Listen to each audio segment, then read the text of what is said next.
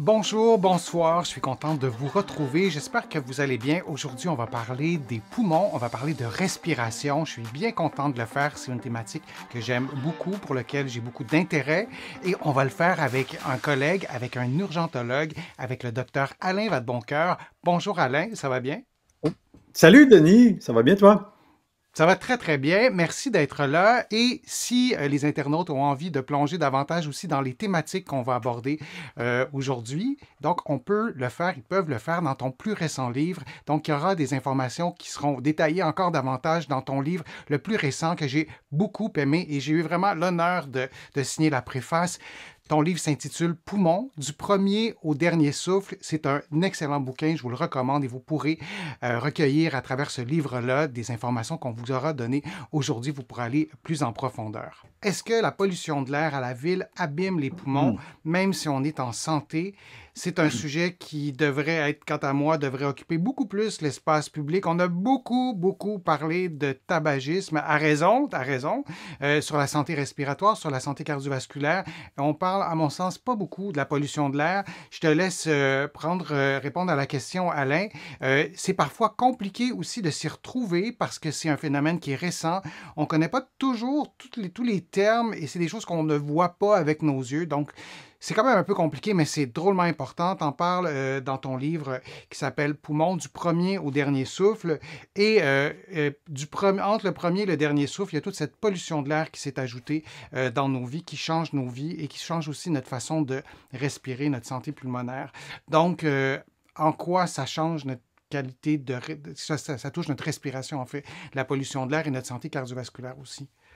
Ben, pour répondre directement à la question, la réponse est oui, ça Mm. abîme les poumons de façon, si on veut, il n'y a aucun moyen de s'en sortir. Il faut comprendre quand même que le poumon, c'est probablement l'organe interne le plus exposé à l'environnement. Tu sais, si j'avale quelque chose, bon, il y a l'estomac, il y a l'acide qui peut détruire les bactéries, tout ça. Le poumon est très exposé. Hein. Mhm. Si j'inhale quelque chose, bon, si c'est gros, mettons que c'est un maringouin, une mouche, je vais probablement tousser, va le sortir. Mais il y a plein de particules dans l'air, surtout ce qu'on appelle les particules fines, qui vont descendre très loin dans le poumon. Puis il n'y a aucun moyen de les éviter parce qu'il faut respirer. Donc cet organe-là est très fragile, très exposé. Et c'est clair qu'il y a un effet. Tu sais, qu'on parle un peu donc les particules fines, des particules comme on voit ici, qu'on dit moins que 2,5 microns, qui non seulement pénètrent très profondément dans les poumons, mais vont même avoir des effets dans tout le système, créer de l'inflammation. Donc, cette pollution-là, elle a des effets locaux, mais des effets sur la santé générale indéniables. Et je t'interromps deux petites secondes, Alain, pour qu'on parle justement de ces grosseurs-là de différentes particules. On rentrera pas dans l'immense détail, mais on va s'y pencher quelques secondes. Donc, il y a les particules fines qui sont 2,5 et plus petits. Il y a les particules ultra fines et il y a appelons-les les grosses particules. Je vais vous montrer un tableau que je vais grossir. C'est vraiment résumé, mais c'est pour vous donner une idée. Donc, un cheveu, c'est 60 microns en haut à gauche. Et c'est pas gros un cheveu, mais là-dessus, on le voit quand même un peu plus. 10 microns, c'est le pollen, les poussières. Ce que vous pouvez peut-être voir, on en parlait avant d'enregistrer, Alain, avec ma lampe frontale, quand je change la litière de mon chat, il y a plein de poussière. Mais avec la lampe frontale, quand c'est fait un peu noir, on voit quand même. Donc, ça reste quand même assez gros d'une certaine façon. Et ensuite, on a les particules fines à 2,5. Et quand je t'ai interrompu, Alain, tu nous disais aussi qu'il y avait des particules qui étaient fines ou ultra fines. Et là, sans entrer dans tout le détail, mais vous voyez la différence de grosseur qui peut entrer dans vos voies respiratoires et j'attire votre attention sur l'avant-dernière marche de l'échelle, si je peux dire.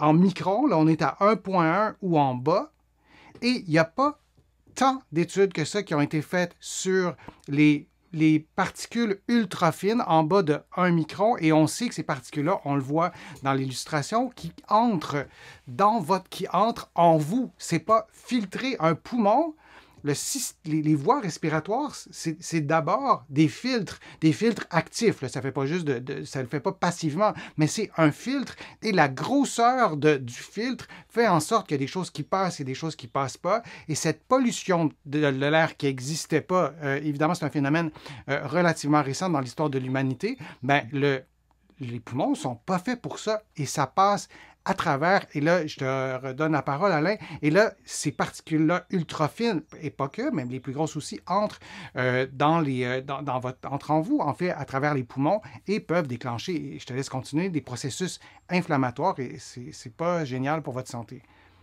Ben, la plupart des grandes maladies, qu'on parle des maladies cardiaques, même des cancers, à la base, il y a des phénomènes inflammatoires. Puis là, il y a un paquet de déclencheurs là, possibles à ça.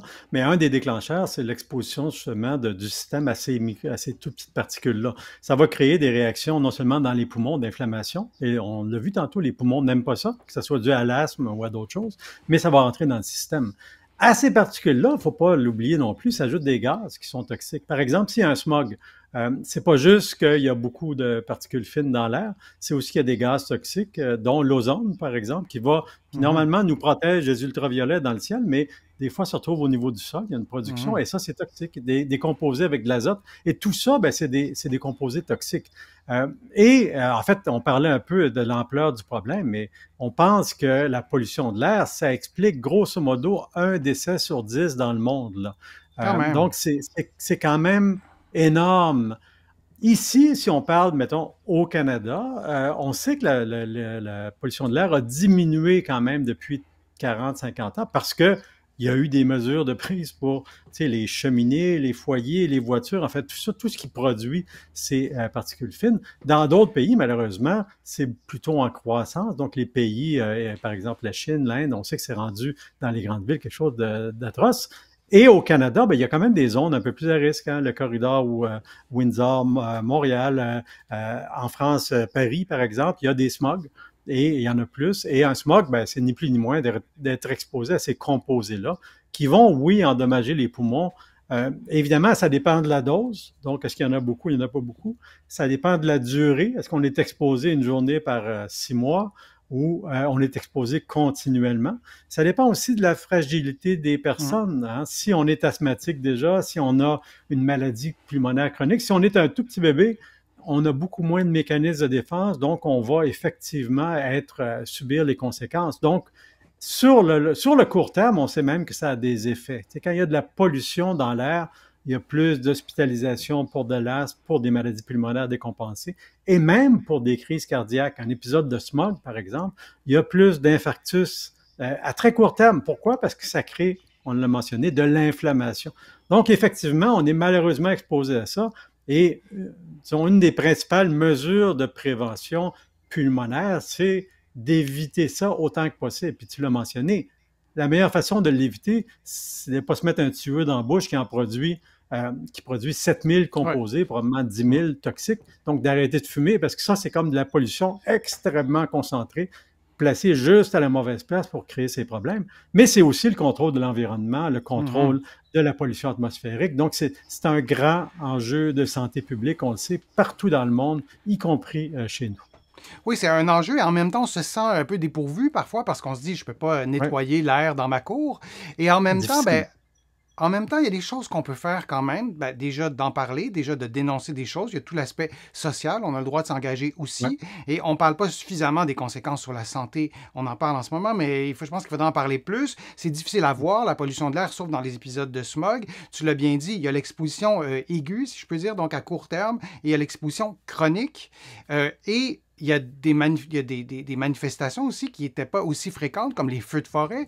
Ici, on est au Québec en ce moment, mais dans l'ensemble du Canada, et on en a parlé partout sur la planète, en France, en Belgique, ailleurs, dans la francophonie, vous avez d'autres enjeux aussi. Il y a l'augmentation aussi des températures, parce que quand la température augmente, tout simplement, donc, si je parle pour le Québec, donc l'été, ben, cette pollution de l'air-là augmente aussi parce que les polluants de l'air, j'ai beaucoup insisté sur les particules fines, mais tu as bien fait de rajouter aussi tous les gaz, les composés volatiles, tout ça. Ben, c'est comme ça fait des petits bébés, ça se reproduit. Donc, quand la température augmente, la qualité de l'air, surtout en situation de smog, par exemple, va se détériorer. Donc, il y a plusieurs enjeux qu'il n'y avait pas avant, ce réchauffement climatique aussi, donc cette augmentation de température de l'air. Donc, il y a plusieurs composantes.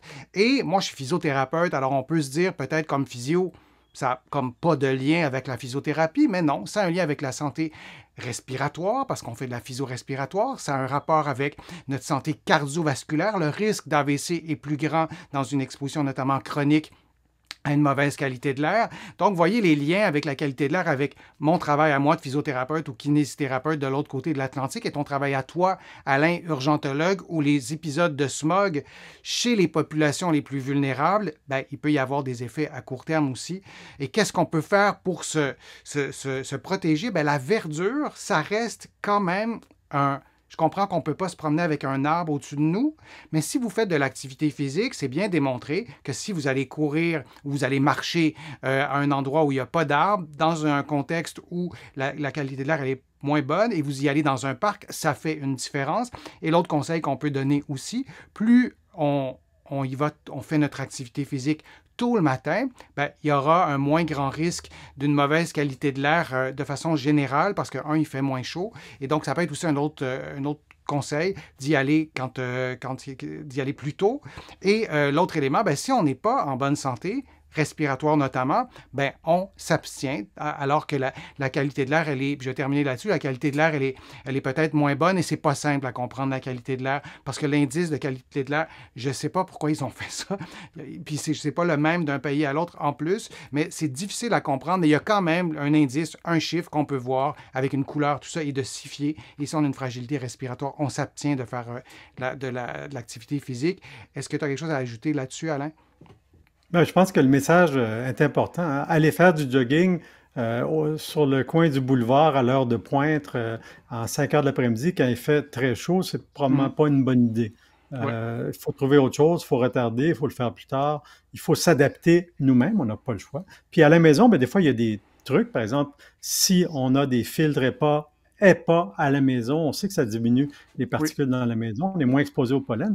Puis les journées où il y a énormément de pollen, énormément de particules fines, ou les journées de smog, c'est peut-être pas le temps d'aller faire son exercice, surtout si on a une santé pulmonaire fragile. On est peut-être mieux de rester tranquille à la maison, puis on remet ça au lendemain. Donc c'est un peu de prévention, mais on n'a pas le choix. On peut pas arrêter de respirer pendant une journée parce que l'air contient trop de particules. Ça se passe pas comme ça. Non, ça soulève vraiment beaucoup de questions. Pourquoi on construit des écoles sur le bord des autoroutes avec des mauvais systèmes de ventilation chez des enfants qui sont à risque de développer de l'asthme? On fera une autre vidéo sur ça. Et je veux quand même terminer avec ce côté positif. Évidemment, dans un épisode de smog, on s'abstient. Mais il y a des études qui ont démontré aussi que les gens qui vont travailler en transport actif, à vélo ou à pied, en prenant soin peut-être de choisir des endroits plus verts pour se déplacer, les bienfaits de l'activité physique régulier, donc de le faire régulièrement, sont en général plus grands durant toute une vie qu'une exposition à une moins bonne qualité de l'air. Évidemment, on élimine les périodes de pointe.